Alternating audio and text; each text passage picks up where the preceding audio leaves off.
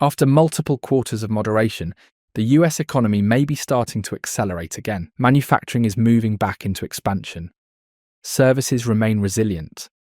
AI-related capital expenditure is becoming one of the largest private sector investment cycles in modern history. Consumers are still spending, and the labour market is showing signs of renewed strength. But there is a complication. This rebound is happening while inflation is still running above target, and while energy prices have been pressured by geopolitical risk. So the key question for investors is not just whether the US economy is reheating.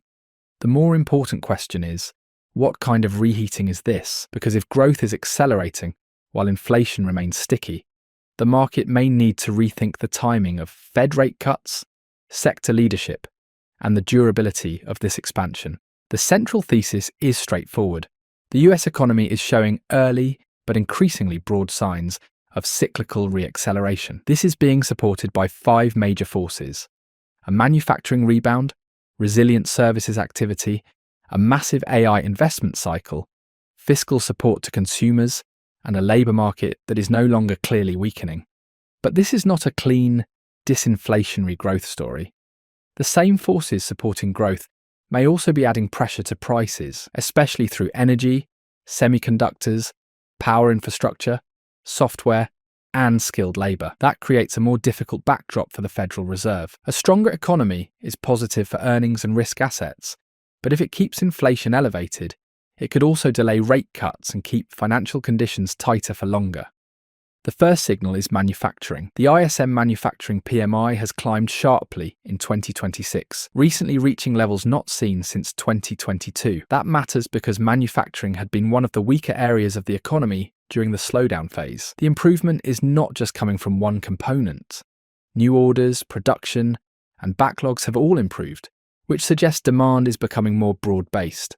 For investors, manufacturing PMIs are important because they often lead earnings trends in cyclical sectors. When manufacturing moves from contraction back into expansion, it can support industrials, materials, transportation, machinery, and parts of the semiconductor supply chain. But the key point is this: manufacturing is no longer sending a contraction signal. It is starting to look like a source of renewed momentum. The second signal is services. The ISM Services Index has remained above the 50 expansion threshold and has recently shown renewed upward momentum. This matters because services are the larger part of the US economy. A manufacturing rebound is helpful, but a true reheating story usually requires services to remain firm as well, and that is what the data appears to show. Services are not booming in the same way they did during the post-pandemic reopening period, but they remain solid enough to support employment, income growth, and corporate revenues. This is one reason the economy has been more resilient than many investors expected. The third and arguably most important driver is the AI capital expenditure cycle. According to the research, hyperscalers, aka the Magnificent Seven, are driving one of the largest private sector investment booms in history. Aggregate AI-related capex, including compute, data centers, and power infrastructure, is projected to exceed $700 billion in 2026 and continue scaling higher. This is important because AI is not just a stock market narrative anymore. It is becoming a real economy investment cycle. Data centers require land, chips, electrical equipment, cooling systems, construction labor, grid connections, and enormous amounts of power. That means AI spending is flowing through the economy in a way that can support industrial production, utilities, energy infrastructure, semiconductors, and engineering services. This is what makes the current cycle different. In prior technology cycles, the market often focused on software margins and digital adoption. In this cycle, the build-out is much more physical. It requires hard assets, supply chains, and power. That makes it more stimulative, but also potentially more inflationary. The fourth signal is real GDP. Q1 2026. Real GDP grew at a 1.6% annualized rate, or 2.6% year over year. The headline number was not explosive, but the composition was encouraging. The strength came from non-residential fixed investment and intellectual property products, exactly the categories you would expect to benefit from the AI build-out and broader business investment cycle. At the same time, the consumer remains stronger than expected. Fiscal support through the One Big Beautiful Bill Act has boosted refunds and credits. The research notes that average individual tax refunds are up 31% versus the 10-year pre-COVID average, while aggregate refunds are projected to be 44% higher in 2026.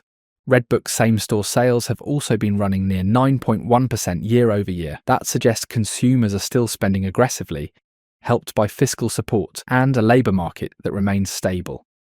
The fifth signal is the labour market. May 2026 non-farm payrolls added 172,000 jobs, above expectations, with the 3-month average near 188,000. Unemployment remains stable, around 4.3%.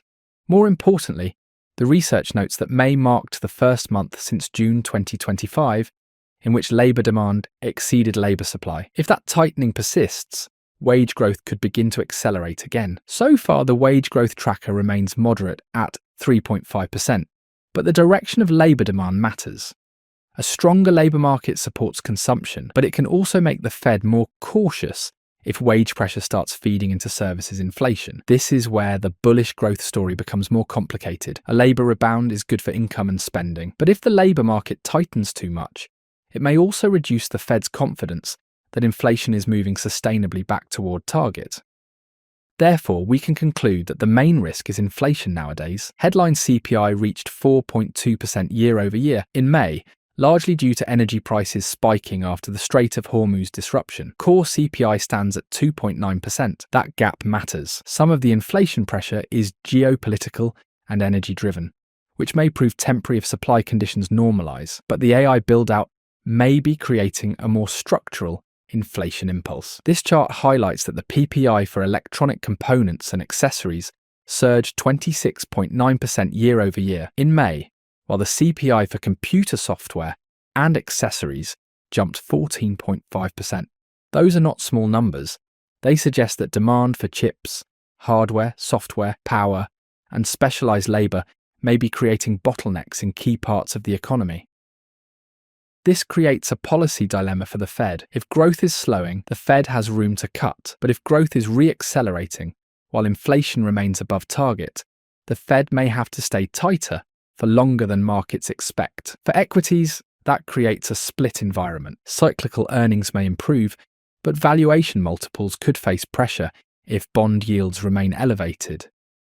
So what does this mean for investors? If the reheating thesis continues, the sectors best positioned may include manufacturing, industrials, technology infrastructure, semiconductors, energy, utilities tied to power demand, and select areas of consumer discretionary. But this is not a simple risk-on signal. The biggest risk is that inflation remains persistent enough to delay rate cuts or push yields higher. A second risk is that fiscal support fades later in the year, reducing consumer momentum. A third risk is that AI capex expectations become too aggressive, especially if returns on investment take longer to materialize. What would invalidate the thesis? A rollover in PMIs, weaker job growth, falling consumer spending, or signs that AI capex plans are being revised lower. For now, the data points to an economy that is not just resilient, but potentially regaining strength. The key takeaway is this: the US economy may be entering a new phase where growth is supported by AI investment, fiscal stimulus, and a still firm labour market. But that same strength may keep inflation and interest rates higher than investors would like. That is the tension markets need to price in.